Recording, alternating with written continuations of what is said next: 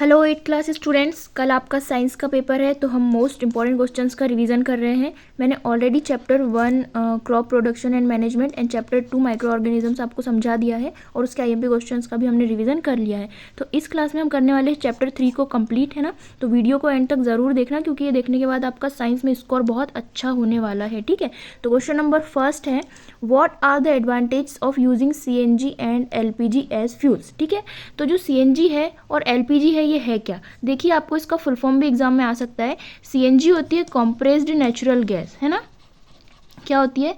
Compressed natural gas, ठीक है। और ये एलपीजी क्या होती है? Liquefied petroleum gas, liquefied petroleum gas, ठीक है। तो इनका क्या एडवांटेज है, इनके क्या फ़ायदे हैं इनको यूज़ करने के। देखिए आपके घरों में जो गैस सिलेंडर होते हैं ना, उसमें जो गैस यूज़ होती है वो कौन सी होती है? एलपीजी होती है, लिक्विड पेट्रोलियम गैस, ठीक है। और जो पब्लिक ट्रांसपोर्ट होते हैं ना, ऑटो बस वगैरह जो सीएनजी से चलते हैं, उसमें क्या यूज़ होता है? ये सीएनजी गैस यूज़ होती है, ठीक है। क्या होती है? कॉम्प्रेस्ड नेचुरल गैस, ठीक है। तो अदर पेट्रोल डीजल से भी चलते हैं पब्लिक ट्रांसपोर्ट, लेकिन सीएनजी के क्या बेनिफिट्स है तो देखते हैं, जानते हैं क्या है।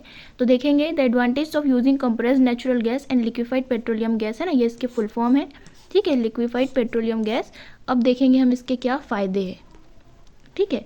क्या है? फर्स्ट है, they can be directly use for burning, ठीक है। घर में आए, गैस की जो लो ऑन की, डायरेक्ट लाइटर जलाया और आग लगा दी, ठीक है। क्या होती है? डायरेक्टली इजीली बर्न हो जाती है। लेकिन इसी के मुकाबले जो अदर फ्यूल्स है उनकी थोड़ी लंबी प्रोसेस होती है, वो डायरेक्टली ऐसे बर्न नहीं हो पाते, ठीक है।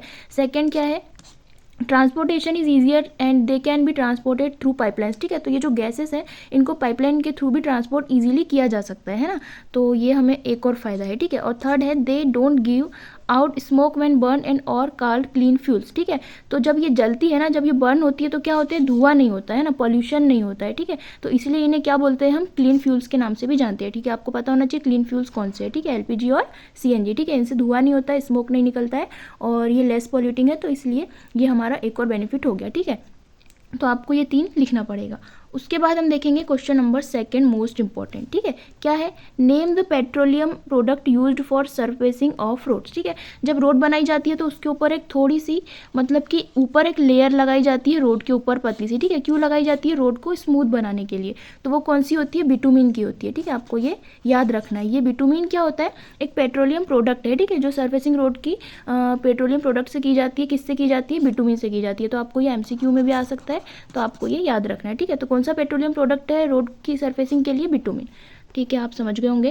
क्वेश्चन नंबर थर्ड भी मोस्ट इंपॉर्टेंट है, ये सारे इंपॉर्टेंट क्वेश्चन ही है। इसके बाद है, describe how coal is form from dead vegetation, what is the process called, ठीक है।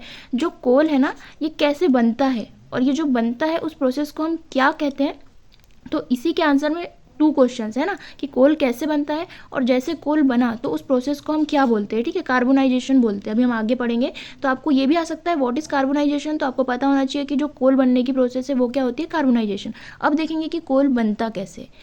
Millions of years ago dense forest got buried under the soil, है ना। जो मिलियंस ऑफ ईयर्स अगो, मतलब कि आपको पता है कि जो नेचुरल क्लाइमेट्स आते रहते हैं ना, कैसे, जैसे फ्लड्स हो गया, बाढ़ हो गया, है ना, अर्थक्वेक्स, भूकंप हो गया, तब क्या हुआ? ये जो फॉरेस्ट थे ये क्या हो गए? नीचे दब गए, है ना। फिर धीरे धीरे क्या हुआ? उनके ऊपर सॉइल गोट डिपॉजिट ओवर देम, क्या हुआ? उनके ऊपर धीरे धीरे सॉइल, मतलब मिट्टी की लेयर जम गई, ठीक है। फिर under high pressure and high temperature, मतलब कि फिर प्रेशर, वो नीचे दब गई, उनके ऊपर क्या आया? हाई प्रेशर आया और क्या हुआ? टेम्परेचर हाई हुआ। तो जो डेड प्लांट्स थे वो गोट स्लोली कन्वर्टेड टू कोल, तो जो डेड प्लांट्स थे वो काय में कन्वर्ट हो गए? कोल में कन्वर्ट हो गए। तो ये क्या था? ये प्रोसेस थी। कोल कैसे बना कि ये जो नेचुरल क्लाइमेट्स आए, है ना, इससे जो फॉरेस्ट थे सारे वो क्या हो गए? नीचे दब गए। और हाई टेम्परेचर और अंडर हाई प्रेशर से क्या हुआ कि उनके ऊपर बहुत प्रेशर पड़ गया, वो और ज़्यादा नीचे दब गए और किस चीज़ में कन्वर्ट हो गए? कोल में कन्वर्ट हो गए। तो हाँ, ये क्या हुआ? कोल ऐसे बना। अब इस प्रोसेस को हम क्या बोलते हैं? This process of the formation of coal from dead vegetation is called carbonisation, है ना, कार्बनीकरण होता है। तो आप समझ गए होंगे कि कोल कैसे बनता है और इस प्रोसेस को हम क्या बोलते हैं? कार्बोनाइजेशन, ठीक है। तो आपको ये दोनों क्वेश्चन एग्जाम में आ सकते हैं।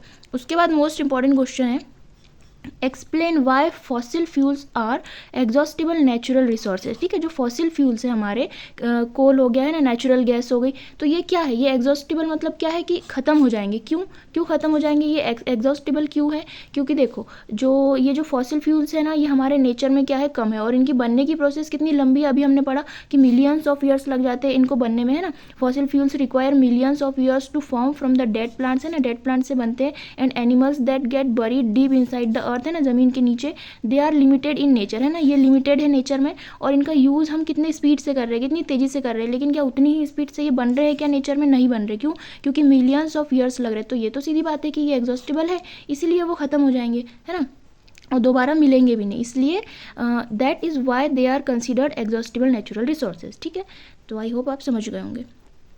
उसके बाद है नेक्स्ट क्वेश्चन, इंपॉर्टेंट है, describe characteristics and uses of Coke. ठीक है, अब कोक क्या होता है, देखिए जो कोक होता है ना, ये भी कोल की तरह ही होता है। ठीक है, कोल की तरह होता है, और क्या है, ये कार्बन का प्योर फॉर्म है। ठीक है, फॉर्म है। Coke is a tough porous and black substance. ठीक है, ब्लैक सब्सटेंस होता है। It is an almost pure form of carbon. ठीक है, coke is use in the manufacture of steel. तो ये किस में यूज़ होता है, स्टील की मैन्युफैक्चरिंग में यूज़ होता है। In the extraction of many metals, और मेटल्स के यूज़ में आता है। ठीक है, तो आपको ये लिखना पड़ेगा कि इसके क्या क्वालिटीज़ है इसकी, ये ब्लैक सब्सटेंस है ना, कार्बन का प्योर फॉर्म है, और कोल की तरह ही होता है, और स्टील की मैन्युफैक्चरिंग में मेटल्स बनने में यूज़ इसका होता है। तो आपको ये लिखना पड़ेगा। उसके बाद है next important question, explain the process of formation of petroleum. ठीक है, अब पेट्रोलियम कैसे बनता है, जैसे हमने पढ़ा अभी कि जो हमारे फॉसिल फ्यूल से कैसे बनते हैं, मिलियंस ऑफ ईयर्स लग जाते हैं, तो ये जो पेट्रोलियम है ये भी फॉसिल फ्यूल है। ठीक है, अब ये कैसे बनता है, petroleum was formed from dead organisms that got buried in the sea, मतलब समुद्र में जो ऑर्गेनिज्म थे ना, वो डेड हुए। ठीक है, और समुद्र के नीचे जो लैंड है वहाँ दब गए, बहुत नीचे, सालों तक दबे रहे ना, मिलियंस ऑफ ईयर्स लग गए, और फिर जब उन पर क्या हुआ, हाई टेम्परेचर और हाई प्रेशर पड़ा, और एयर की अब्सेंस थी। ठीक है, वहाँ पर हवा नहीं थी, तब क्या हुआ, this dead organisms transform into petroleum, तब जा कर के ये किस में कन्वर्ट हुए, पेट्रोलियम में कन्वर्ट हुए, और पेट्रोलियम बने। ठीक है, तो आई होप आप समझ गए होंगे कि जब समुद्र के नीचे बहुत दिन तक के ये जो ऑर्गेनिजम्स हैं ना, इनकी डेड बॉडीज़ अंदर रही, और उनके ऊपर सैंड की लेयर जम गई है ना, वो बहुत और नीचे ज़्यादा चले गए, और हाई टेम्परेचर हाई प्रेशर उन पर पड़ा, और वहाँ एयर भी नहीं थी, है ना, हवा भी नहीं थी, तब जाकर क्या हुआ, ये ट्रांसफर हुए पेट्रोलियम में। ठीक है, ट्रांसफर हुए पेट्रोलियम में, तो पेट्रोलियम ऐसे बनता है। तो आई होप आप समझ गए होंगे कि पेट्रोलियम कैसे बना। ठीक है, तो ये थे इस चैप्टर के मोस्ट इंपॉर्टेंट क्वेश्चंस। ठीक है, तो आप कुछ पढ़कर जाओ या ना जाओ, आपको ये इतने क्वेश्चन ज़रूर पढ़कर जाना है। ठीक है, और यदि आपको इनके नोट्स चाहिए, PDF चाहिए, तो आप टेलीग्राम ज्वाइन कर सकते हो, और टेलीग्राम लिंक आपको डिस्क्रिप्शन बॉक्स में मिल जाएगी। ठीक है, तो वीडियो अच्छा लगा हो तो वीडियो को लाइक करें, और अपने फ्रेंड्स के साथ शेयर कीजिए। अब नेक्स्ट क्लास में हम करेंगे नेक्स्ट चैप्टर के मोस्ट इंपॉर्टेंट क्वेश्चंस का रिविज़न। तो मिलते हैं नेक्स्ट वीडियो में। Thank you.